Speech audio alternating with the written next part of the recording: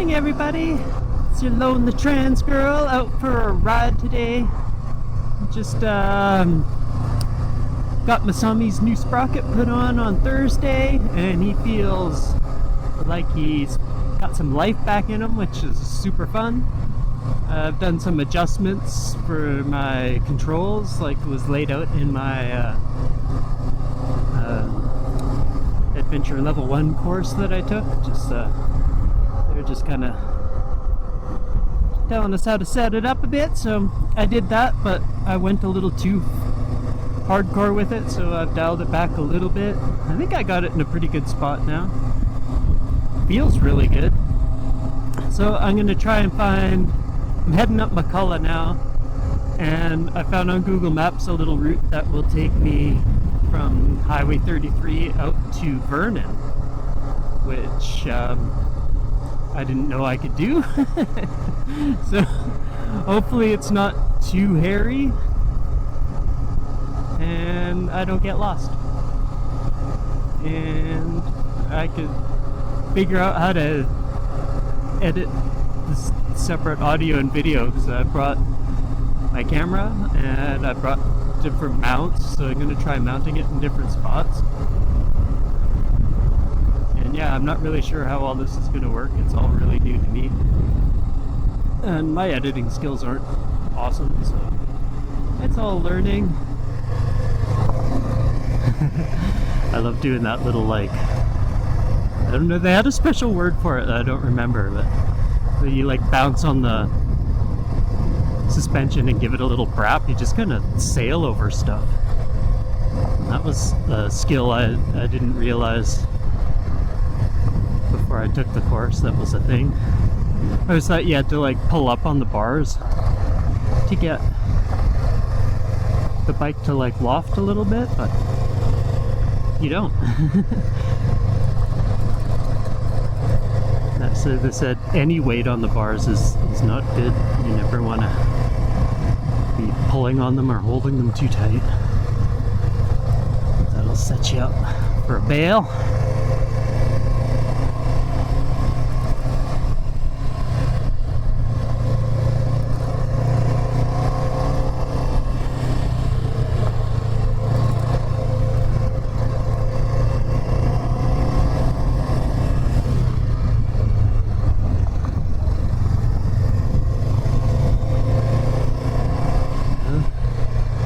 Getting my dance moves.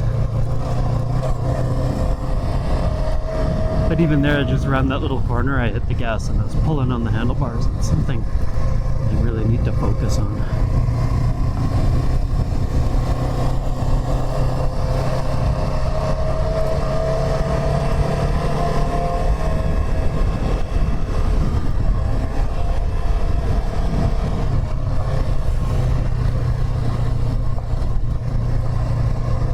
I just kind of experimented with camera viewpoints in a static sense. So this one seemed to work pretty good because it almost went around my windscreen, which was really cool.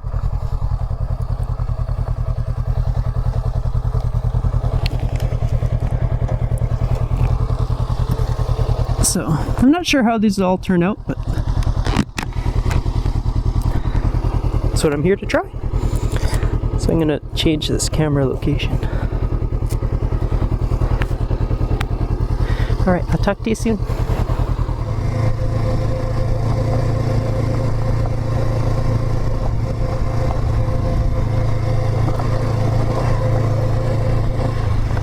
Yeah, this is rocky.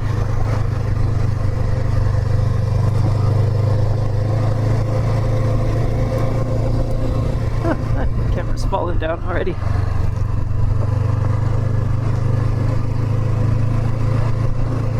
That ain't no good. Stop up here. Tighten that up, I suppose.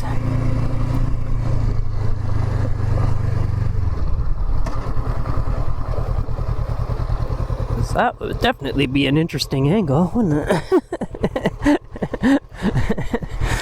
That might be an interesting angle, actually.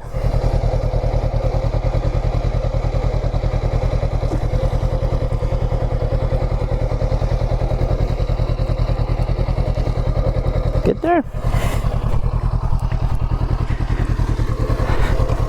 That's the challenge of riding on the bumpy roads too, right? They bumpy.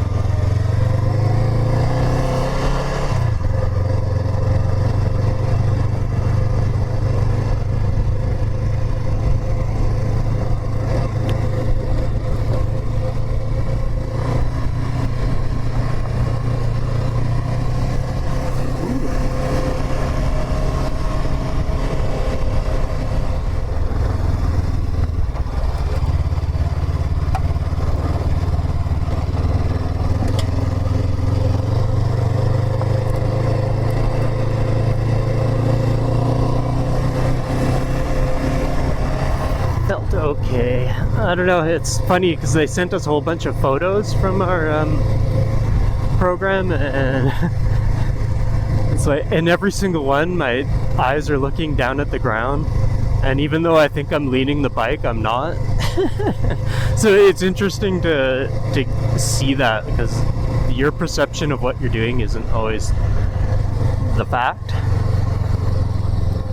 And so I'm working more on actually leaning the bike into the corner, because that's what makes it turn, and you counterbalancing is what makes you not fall off.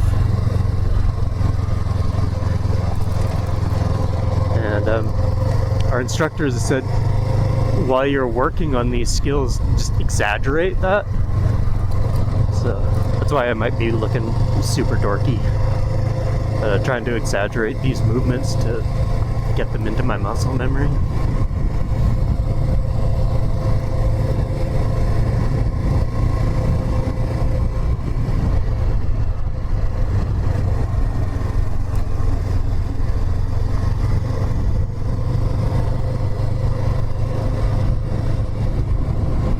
I'm not entirely sure. I might be heading out camping on the Canada Day long weekend with Petra and Matt and some of their friends. She's just messaging me now. She actually fell off her bike yesterday and hurt her shoulders. Not too sure she's going to be up for camping. Hopefully she's okay. She wasn't feeling very good yesterday.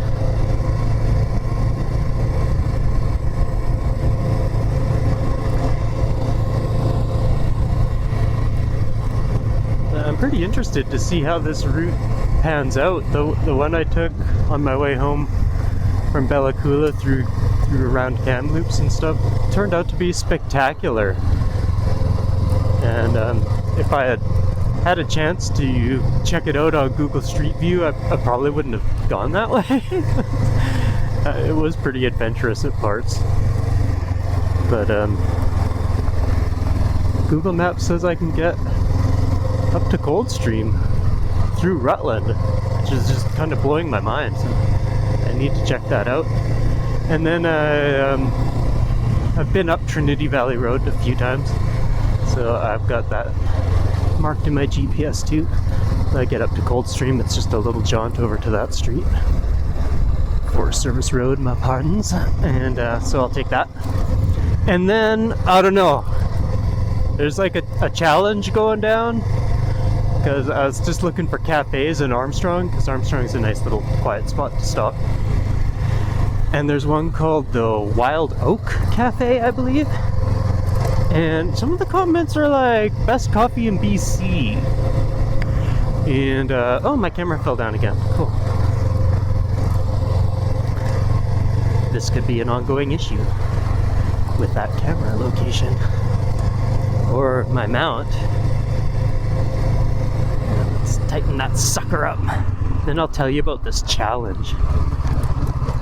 Because I don't know, man. I don't know. Let's get you.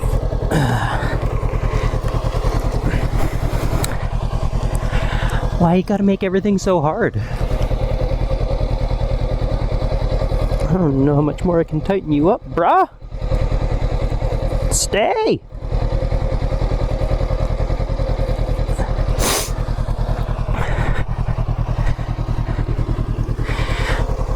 My little fingers can't tighten you anymore, so that better be good.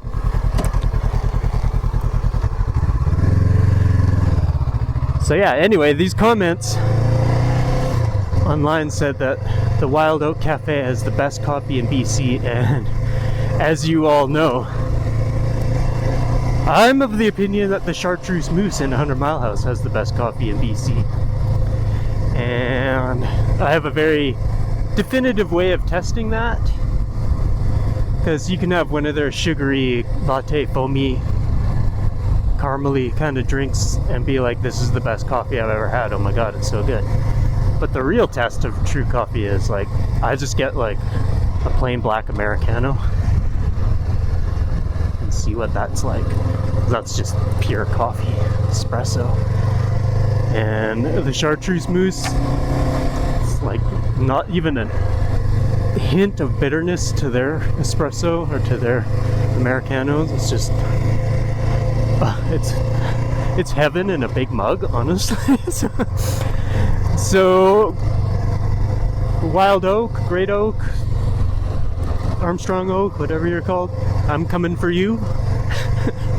And I will tell you if your coffee is the best in BC, because I'm 99.99% sure that I've found the best coffee in BC. And it ain't an Armstrong, girls.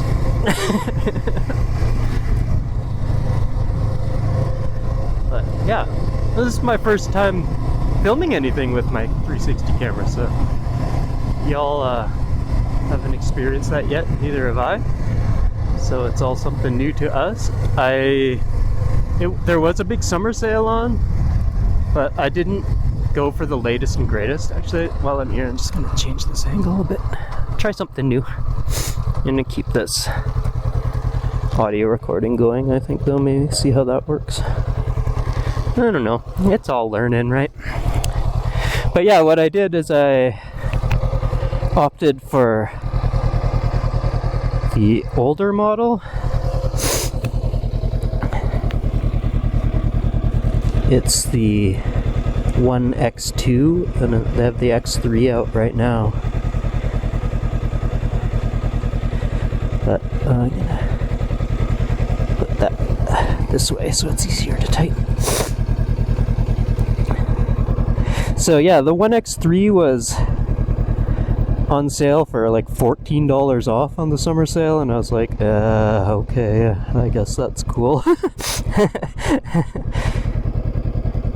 But yeah, the 1X2 was on sale for over $100 off.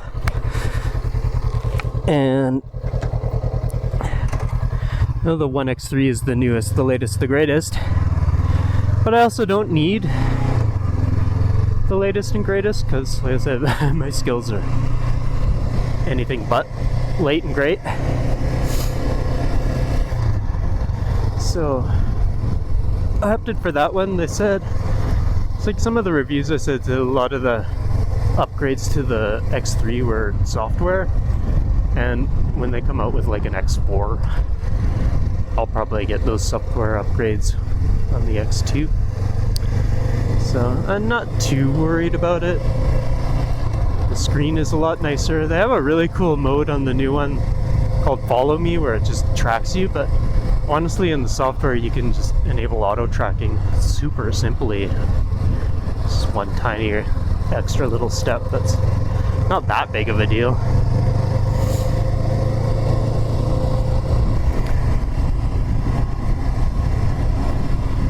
But yeah, I'm interested to see how this turns out and what I get.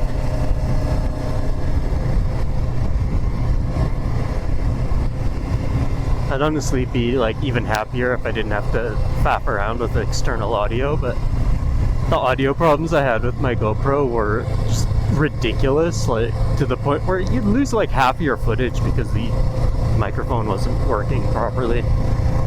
And the Insta360s are in the same boat. They have like proprietary microphone adapters, which I'm just like, fuck, like why can't I just plug a microphone in? Like, why do you have to reinvent the wheel every time, guys? Just so you sell more shit. Like, it's so annoying.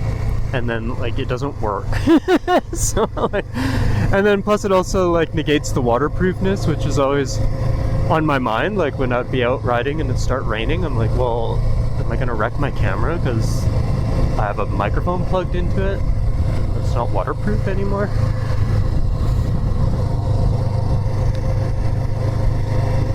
No. So that was something that I don't have to worry about now, but it does make editing it, like lining up your, because I really hate that when the audio's out of sync with what you're watching. Like it's one of my pet peeves in watching TV or movies or anything. Ugh, hate that when the mouths don't match the words. It's cool because I'm wearing a helmet, so you can't really see my mouth anyway. But yeah, what's really cool with that is even like I want to go check out the salmon spawn in the fall, and what's really cool about that is I can still do commentary while dipping the camera into the river and getting fishy views. Or even like when you have it way out on a selfie stick, like the camera can't pick up your voice very well, but external recorder with a little mic attached to my shirt or my backpack or whatever, or my helmet, that should work. Oh, I love this section. It's so smooth. It's so pretty. What a place. I live in a great place. Watching Motorcycle Travel Channel's tour again through BC and through the Okanagan, like, it's just, sometimes it takes someone else's eyes for you to see things. Like, I've lived here for 49 years, and this is all I've ever known as a location to call home. And so I'm like realizing, especially in the last few years, like I just realized how much I've taken this land for granted. It's just something I'm so used to. But when he was here, he was like, oh my god, like, I'm in one of my favorite places, the Okanagan. And he's like, I think I just rode one of the best roads I've ever ridden, and it was West Side Road. Just along Okanagan Lake, and I've ridden that road 100,000 times, and it's like, to me it's just a road. And I'm like, I'm always trying to find something cooler, and it's like, this guy's been everywhere. Like, he literally came all the way from Arizona and rode all the way up through California and Washington, and he said to Bella Coola, everything, and he's saying his favorite strip of road was West Side Road. That says a lot, man. It's like, oh, holy shit, love, you're spoiled as fuck and don't even realize it. So, yeah, it's nice to see all these things with a new point of view. And this tweaks I made to the handlebars and the levers on Masami are making a huge difference to how comfortable I am standing up. I was considering lowering foot pegs until I got the bill for Masami service. But there's just little tiny adapters little blocks that you put in, and it drops the pegs about 1.5 inches, maybe inch or so. And I think that that would definitely help with my knee cramping up on longer trips. But honestly, I'm not sure if it would make too much of a difference standing, because I think then I would just be like, our teachers are saying, like, you do the adventure man when you stand, because I would be in a really, like, kind of comfortable spot, whereas this forces me to keep my knees bent, which is the whole point of standing up in the first place. Hope you all enjoying my butt shakes. Speaking of which, it's probably time to change that angle. I don't know how interesting that one is.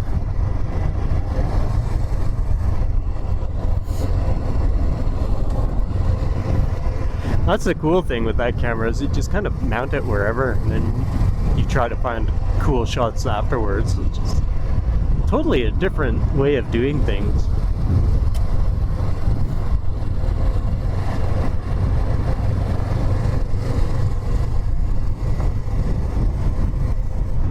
There's a good spot. I'll just pull over here. Where should we put the camera next?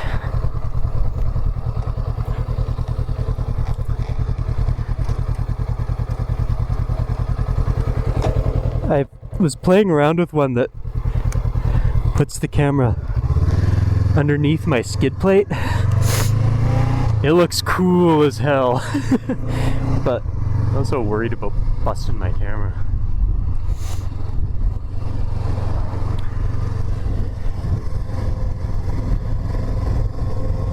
But on smoother roads, a bit like tarmac and stuff, I bet you that would be a really neat shot. Because you could even like pan it around to the back and watch all the rear suspension linkage working and stuff. Really cool. I bet you on like a soft Forest Service road like this, it wouldn't be a problem, but any bumps, I would probably scrape the camera on the ground. And even though it was on sale and it's the previous generation, it was fucking expensive. There is no way. It's really sweet though. My mommy is so supportive that she actually helped me with that. Because well, I've already talked about it before. Like, I get really depressed. Christmas, just like family shit like that, just really gets me down because of the just dealing with family. Mostly my father, but like, so yeah. So I didn't really come out of my room at Christmas or on my birthday. And she's like, you didn't get anything for Christmas or your birthday? And I'm like, I don't really want anything, Mom. She's like, I was telling her about this camera, and she's like, I'm buying it for you. It's for your birthday and for Christmas. And I'm like, that's fine, look, I can get it, Mom. She's like, yeah. She tries to be really fair with my brother and I, which is super sweet. And she's helping him get his trailer and his camping kit all back to being on the road and where he hasn't used it since COVID. It's just kind of been sitting for the last few years. So yeah, you had to get that all fixed up. It's just kind of sad when you're, you know, in your 40s and your 50s and you still need help from your parents. Like, it makes me feel really bad because I just don't see myself being in that position for my children. Like, I try to send them like birthday money or whatever I can when I can, but like, I don't know, man, there's no way I'm gonna be able to help them out like my parents helped me out. Like, it's just not gonna. Like, my retirement house is a tent. Like, so, you know, I mean, you can come and stay in it if you want to.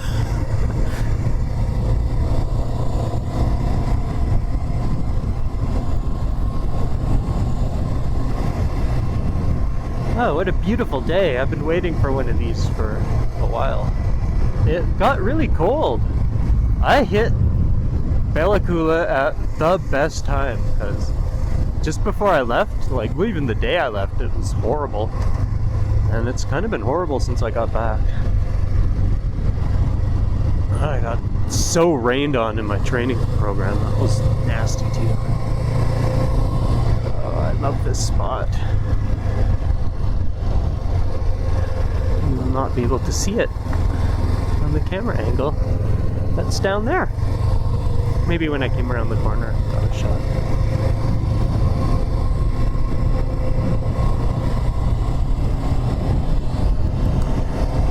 Yeah, that's a beautiful place.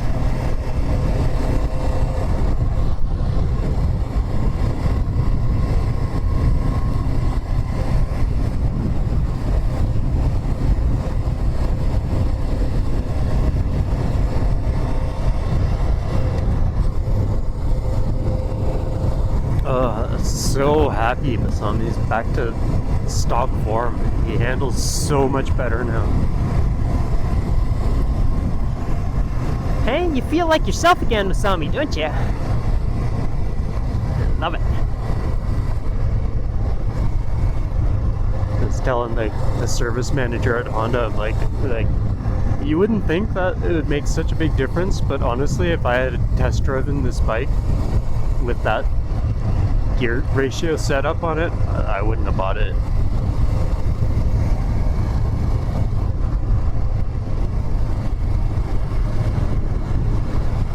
But having him back, it's like I can't imagine anywhere else I'd rather be right now. When I was leaving, there was a lady, looked like she is maybe just picking up her 500X. Same color and everything, like it looked really shiny and it didn't have any like add-ons on it, so it looked really new. And I was just giving her some big congratulations. I'm like, you're gonna love it. Honestly, you're gonna love it so much. It's the perfect bike. Uh-oh! Looks like clouds are rolling in. I have nothing waterproof to wear.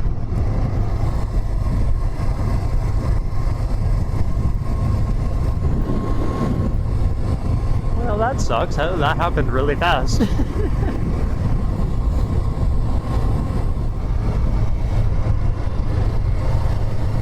my weather app said it was going to be like cloudy, but it shouldn't rain on us. But we all know how accurate weather people are. Like that's really a job I should have pursued. I would have been good at getting the weather wrong all the time.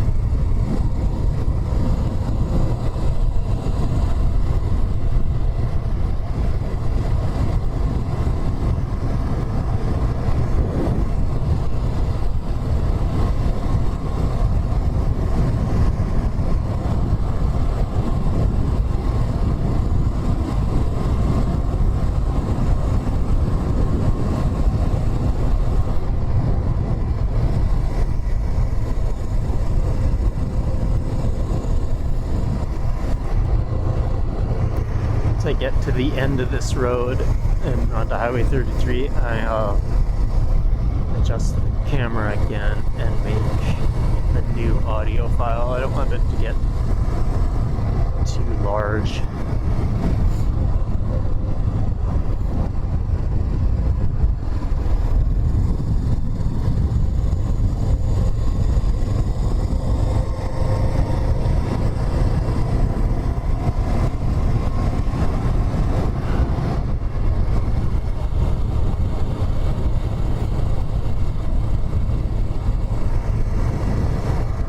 I always imagine a bear hanging out in there. That looks like a good bear hangout.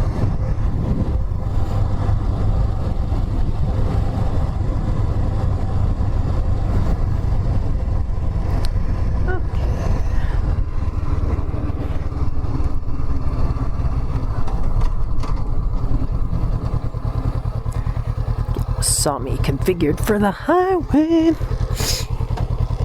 Yeah, little black rain, Kelly. You better be fucking nice to me.